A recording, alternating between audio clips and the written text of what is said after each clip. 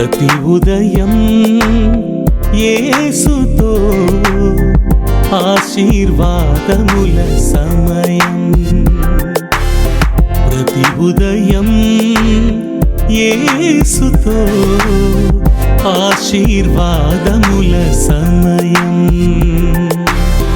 రోజుకు సరిపడ జీవాహారం, రోజుకు సరిపడ జీవాహారం, ప్రతి స్థితిలోను సగు విజయం, ప్రతి స్థితిలోను సగు విజయం.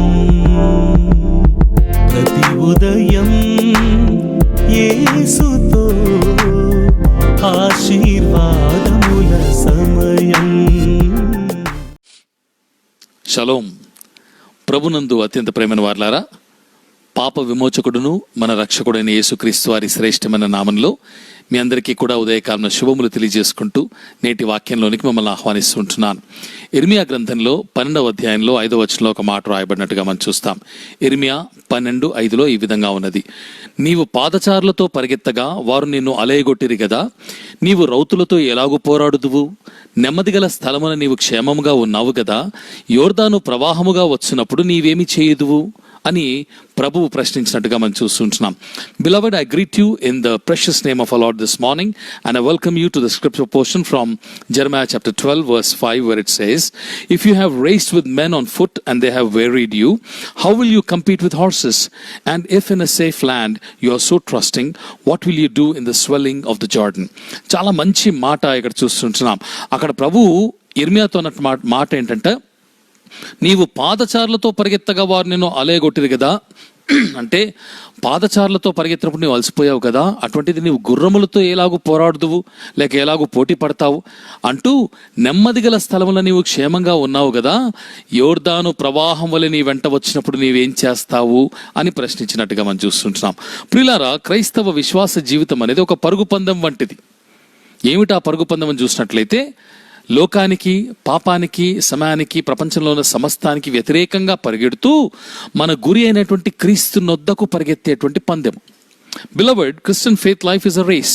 It's a race against time, against sin, against world and everything else, but towards the finish line that we call as Jesus Christ. Christ is our finish line. చాలా మందికి ఒక సాధారణమైనటువంటి సత్యము అర్థం కాకుండా పోతుంది. ఏంటంటే, పరుగు పందెంకి సంబంధించినటువంటి ఒక నియమం ఏంటంటే, అందులో పాల్గొనేటువంటి ప్రతి ఒక్కడు కూడా గెలవడు, కానీ గెలవాలనేటువంటి ఉద్దేశముతో, ఆతృతతో, తనకున్న సమస్త శక్తియుక్తులను ఒడ్డి ప్రయత్నించాలి అనేటువంటి సత్యాన్ని మర్చిపోతుంటారు. మనకందరికీ తెలుసు, పరుగు పందెంలో పాల్గొనేటువంటి వారంతా కూడా అందరూ గెలవరు, కానీ గెలవాలనేటువంటి ఉద్దేశంతో పాల్గొంటారు. ఎంతమంది ఉన్నా కూడా ప్రతి ఒక్కరు నేను గెలవాలి అనేటువంటి ఉద్దేశంతో పాల్గొంటారు. ఆ విధంగా పాల్గొనేటువంటి వారంతా కూడా తమకున్నటువంటి శక్తియుక్తులు, నేర్చుకున్నటువంటి ప్రతి ఒక్క తరబీదులో పొందినటువంటి ప్రతి ఒక్క జ్ఞానమును వారు అందులో పెట్టి వారు ఎంతో కష్టపడి శ్రమతో పరిగెత్తుతారు. కడకు గెలిచేది ఒకరే, లేకపోతే 1, 2, 3 స్థానాలు ఉంటాయి మనకు తెలిసినట్టుగా, అంతకు మించి ఇంకెవరు గెలవరు. అందుకే పౌలు 1 కొరింథీ పత్రిక 9వ అధ్యాయంలో 24వ వచనం రాసిన మాటలు మనం చూస్తాం. Many of us do not understand the simple rule of racing, and that is where the runner is expected to run with the hope of winning. We know that everybody does not win, but in spite of that, knowing fully well that everyone does not win, all the contestants participate in the race with the hope of winning. Eventually 1, 2 and 3 may win and all the others may not win, but everyone goes into a race with the hope that they are going to finish the race and win it. That's why Paul says in 1 Corinthians chapter 9 verse 24, అపోస్తలుడైన పౌలు రాసిన మాటలు ఇక్కడ చూస్తాము. 1 కొరింథీ 9:24లో, పందెపు రంగమందు పరిగెత్తు వారందరూ పరిగెత్తుదురు కదా, అయినను ఒక్కడే బహుమానం పొందునని మీకు తెలియదా అంటూ, అటువలే మీరు బహుమానం పొందునట్లుగా పరిగెత్తుడి అని అంటాడు. We see that Paul writes to the church at Corinth saying, do you not know that in a race all the runners run but only one receives the prize? So run that you may obtain it. అంటే తెలుగులో అన్నటువంటి మాట ఏంటంటే, బహుమానము పొందునట్లుగా పరిగెత్తుడి. అరే నేను అలాగైనా గెలుస్తాను, ఎవడున్నా సరే నేను గెలుస్తాను అన్నట్టుగా మీరు పరిగెత్తాలి. మీరు గెలిచినా గెలవకపోయినా దట్ ఈస్ ఇమ్మెటీరియల్ అనేటువంటి ఉద్దేశంతో మాట రాసినట్టుగా చూస్తాం. ఈ లోక సంబంధమైనటువంటి పరుగు పందాల్లో అయితే ఖచ్చితంగా గెలిచి తీరాలి. అయితే క్రైస్తవ విశ్వాసం అనేటువంటి పరుగు పందెంలో ఎవరు కూడా 1, 2, 3 స్థానాలనే ఉండవు. ఎవరైతే గురిదాకా చేరుకోగలుగుతారో ఆ పరుగు పందాన్ని కడముట్టిస్తారో వారందరూ కూడా విజేతలే. That is the beauty. In Christian faith life we don't have limited number of winners like first, second and third places. Every one who runs the race and finishes it is declared a winner in Christ. క్రీస్తునందు విజేతలు ఎవరంటే ఆ యొక్క పరుగును కడముట్టించేటువంటి వారు విజేతలు అవుతారు, కానీ అర్ధాంతరంగా ముగించేటువంటి వారు కాదు. అందుకే హెబ్రీ పత్రికలో 12వ అధ్యాయంలో 1-2 వచనాలు మనం చూసినప్పుడు, హెబ్రీ పత్రిక 12వ అధ్యాయంలో 1-2 వచనాలు చూసినప్పుడు పౌలు అంటాడు, ఇంత గొప్ప సాక్షి సమూహము మేఘము వలె మనల్ని ఆవరించి ఉన్నందున మనము కూడా ప్రతి భారమును సులువుగా చిక్కులో పెట్టు ప్రతి పాపమును విడిచిపెట్టి విశ్వాసమునకు కర్తయు దాన్ని కొనసాగించువాడైన యేసు వైపు చూచుచు మన ముందు ఉంచబడినటువంటి పందెములో ఓపికతో పరిగెత్తుదుము అన్నటువంటి మాట పలికినట్టుగా మనం చూస్తాం. అంత మాత్రమే కాదు, కానీ ఆ మాట రాస్తూ ఆ యేసు ప్రభు గురించి ఒక మాట అంటాడు పౌలు. That is something that we need to know about. ఆయన తన ఎదుట ఉంచబడినటువంటి ఆనందము కొరకై అవమానమును నిర్లక్ష్య పెట్టి సిలువను సహించి దేవుని సింహాసనము యొక్క కుడి పార్శ్వమున ఆసీనుడై ఉన్నాడు అన్న మాట రాస్తాడు. In English we see in Hebrews chapter 12 verses 1 and 2. Therefore, since we are surrounded by so great a cloud of witnesses, let us also lay aside every weight and sin which clings so closely, and let us run with endurance the race that is set before us, looking to Jesus, the author and finisher of our faith, who for the joy that was set before him endured the cross, despised the shame, and is seated at the right hand of the throne of God. ఎంత మంచి మాటలు ఇక్కడ మనం చూస్తుంటున్నాం. యేసుక్రీస్తు తన ముందుంచబడినటువంటి ఆనందం కొరకు అతడు ఏం చేశాడట? అవమానమును సహించి నిర్లక్ష్య పెట్టి సిలువను సహించి ఈనాడు దేవుని కుడి పార్శ్వమున ఆసీనుడై ఉన్నాడు. కాబట్టి మనం కూడా మన ముందు ఉంచబడినటువంటి పరుగులో ఎలా పరిగెత్తాలన్నాడు? ఓపికతో పరిగెత్తుదాం అన్నటువంటి మాట రాసినట్టుగా చూస్తాం. Paul says that we need to run the race with endurance, with patience. చాలా మందికి విశ్వాస జీవితంలో లేనిది ఏంటంటే ఓపిక ఉండదు.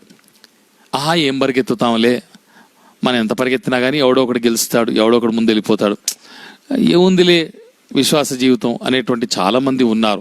చిన్న చిన్న ఆశల కొరకు, చిన్న చిన్న కోరికల కొరకు దేవుడు తమ ప్రార్థనలు ఆలకించలేదనో, లేకపోతే తాము అడిగినది ఇవ్వలేదనో, తమ కోరికలు నెరవేర్చబడలేదనో, లేకపోతే ఇంకొకటో మరొకటో ఏదో ఒక కారణాన్ని బట్టి చాలామంది పరుగు పందెంలో అర్ధాంతరంగా ఆగిపోయేటువంటి వారుగా ఉంటున్నారు. చూడండి, హెబ్రీ పత్రికలోనే దాని ముందున్నటువంటి 11వ అధ్యాయం చూసినట్లయితే విశ్వాస వీరుల గురించి గొప్పగా రాస్తాడు పౌలు.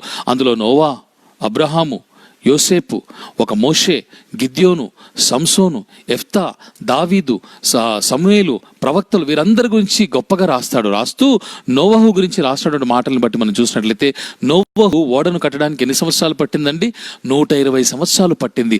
ఆ 120 సంవత్సరాలు ఓపికతో కట్టాడు. చాలా మంది హేళన చేశారు, చుట్టుపక్కల ఉన్నటువంటి వారు, ఎక్కడొస్తుందయ్యా ఈ ప్రాంతంలో వరదలు రావడం ఏంటి, వర్షం రావడం ఏంటి, కొట్టుకుపోవడం ఏంటి, నువ్వు పిచ్చోడు, నీ దేవుడు పిచ్చోడు అని చెప్పి హేళన చేశారు.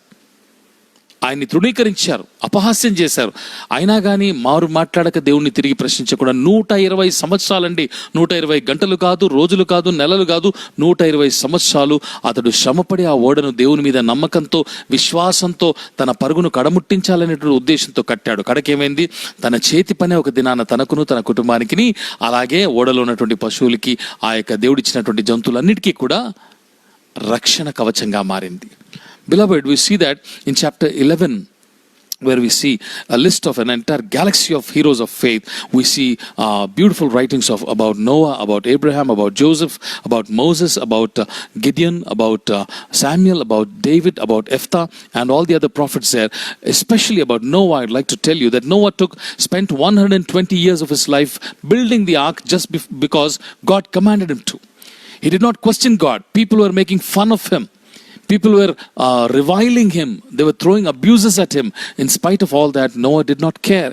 He was totally concentrating and focused on the work at hand. And for 120 years, not days or months or weeks, but 120 years he spent building the ark. And eventually, because of his patient work, because he did not steer off the course, he stayed his course, he finished his work properly. And because of that patient work, the work of patience ultimately became the vessel of salvation for him, his family, and all the animals were there on board that ark. Therefore, we need to run this race of faith with endurance and patience. కనుక విశ్వాసం అనేటువంటి పరుగును మనం ఎంతో ఓపికతో, సహనంతో పరిగెత్తాలి అనే మాట మీకు జ్ఞాపకం చేస్తున్నాను. అందుకే ఇందాక అంటున్నటువంటి మాట మనం చూసాం కదా, ఇర్మియా గ్రంథంలో అన్నాడు కదా, మీరు మనుషులతో పరిగెత్తుతూనే పాదచారులతో పరిగెత్తడానికి అలసిపోతున్నారే, గుర్రాలతో ఏ విధంగా పోటీ పడతాడు? దేవుడు అంటున్నాడు, మనము రేసు గుర్రముల వలె మనం పోటీ పడే తత్వం కలిగినటువంటి వారమై ఉండాలి. God wants us to have the attitude of race horses, to be able to win, to be able to compete with people who are running like horses.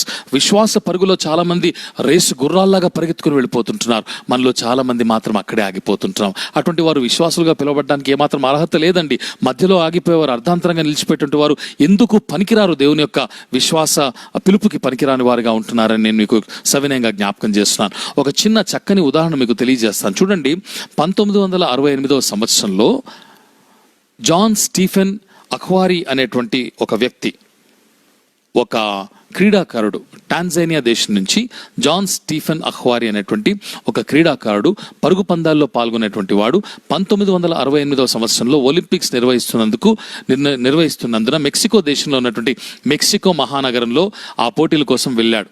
వాళ్ళ దేశం నుంచి 5,000 మైళ్ళ దూరం వెళ్ళి ఆ పోటీలో పాల్గొన్నాడు. అయితే 42 కిలోమీటర్ల పరుగు పందెంలో అతనితో పాటు పూర్తిగా మొత్తం 75 మంది అందులో పాల్గొన్నారు. ఆ 75 మందిలో అతను కూడా ఉన్నాడు. అయితే పరిగెత్తుతూ అతనికి అక్కడ ఉన్నటువంటి ఆ యొక్క ఎత్తుపల్లాల ప్రాంతం అలవాటు లేదు కనుక ఆ పరిగెత్తేటువంటి క్రమంలో 19 కిలోమీటర్లు దాటేసరికి కుప్పకూలి పడిపోయాడు. ఒక్కసారి అతను అదుపు తప్పి పడిపోవడంతో తీవ్రమైన గాయాలయ్యాయి.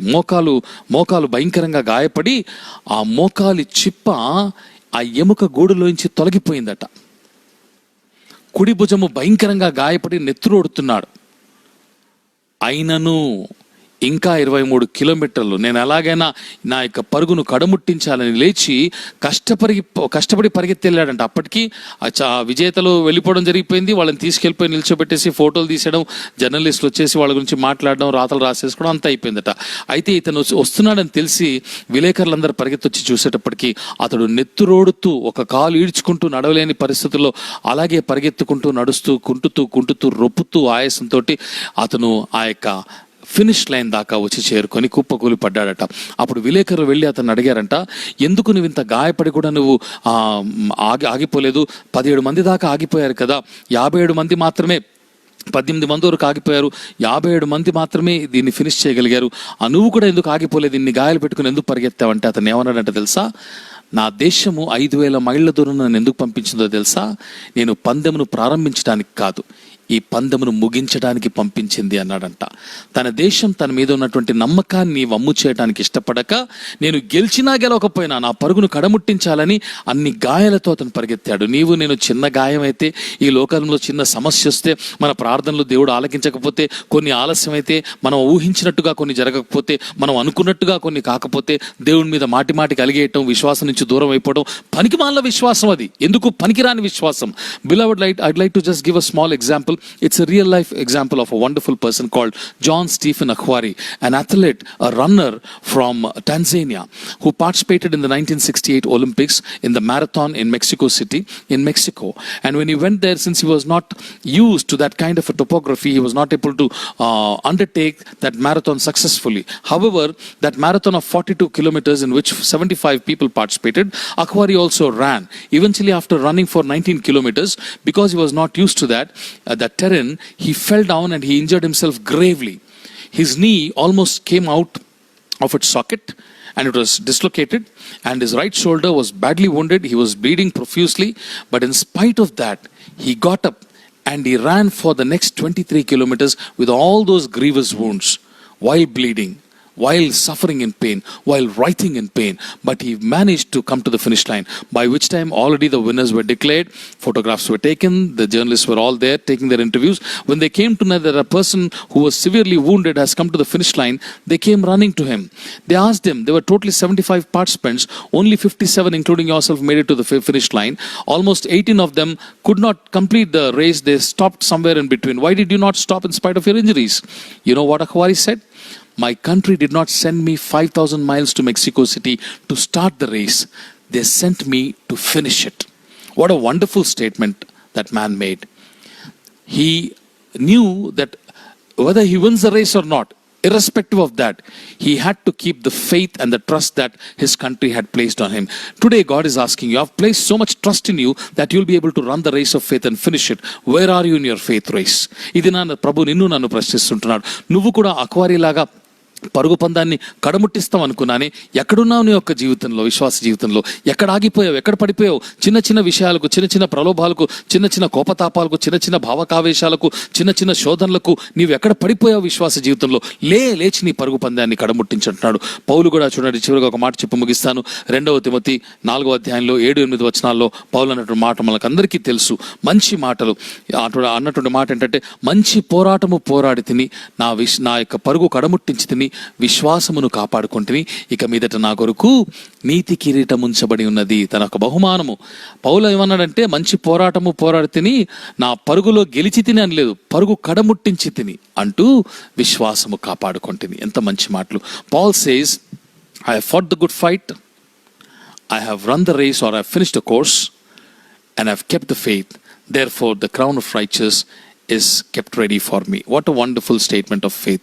Paul does not say that I've won the race. He says, I have run the race, I've finished the course. Today God is asking, are you in a position to finish the course? ఒక race గుర్రం వల్లే పరిగెత్తడానికి నువ్వు సిద్ధంగా ఉన్నావా? ఈ విశ్వాస యాత్రలో మధ్యలో ఆగిపోతే దేవునికి నువ్వు అక్కర్లేదు, నేను అక్కర్లేదు. విశ్వాసము కడముట్టించేటువంటి వారు ఆయనకు కావాలి. నీవు నేనటువంటి వారు కావాలని మనస్ఫూర్తిగా నేను కోరుకుంటూ ఈ నా మాటలు ముగిస్తున్నాను. ప్రభు మిమ్మల్ని బహుగా దీవించి, రేసు గుర్రాల వంటి తత్వమును మీకు అనుగ్రహించి ఈ పరుగులో మిమ్మల్ని బలపరచును గాక. ఆమెన్. రండి ప్రార్థన చేసుకుందాం. ప్రేమగల తండ్రి, దయగల మా ప్రభా, మీకు స్తోత్రాలు, నీకు వందనాలు చెల్లిస్తున్నాం. ఉదయకాలంలో నైనా శ్రేష్టమైన మాటల చేత మరొక మారు మమ్మల్ని దర్శించావు అయ్యా. విశ్వాసం అనేటువంటి పరుగు పందెములో మేము ఓపికతో పరిగెత్తాలని, ఒక ప్రవాహము యోర్దాను వలె మమ్మల్ని వెంటాడుతున్నట్టుగా దాని నుంచి తప్పించుకునేటువంటి వారంగా, పరుగు పందెంలో పాల్గొనేటువంటి గుర్రముల వలె వాటితో పోటీ పడేటువంటి వారి వల్ల మేము పరిగెత్తాలని మాకు జ్ఞాపకం చేశావు.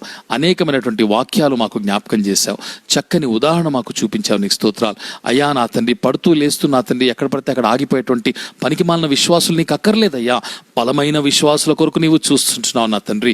పరుగును కడముట్టించేటువంటి వారి కొరకు నీవు చూస్తున్నావు కనుక నా తండ్రి, సమయం సంకుచితం గనుక ఏ సమయంలో ఏం జరుగుతుందో మాకు తెలియదు కనుక నా తండ్రి, మా బొందిలో నీ యొక్క ఊపిరి ఉండగా, ప్రాణం ఉండగానే నాయన మా పరుగును కడముట్టించి, ఇదిగో ప్రభా విశ్వాస పరుగులో నేను నా కడముట్టించి నీ యొక్క నామాన్ని మహిమపరిచాను అని చెప్పగలిగేటువంటి కృప నాకును, ఇది నా వాక్యం విన్న వారికి ప్రతి ఒక్కరికి నీ దయచేయమని మా రక్షకుడు మా ప్రభుని యేసు నామంలో ప్రార్థన చేసి స్తుతించి అడిగి పొంది నాము తండ్రి.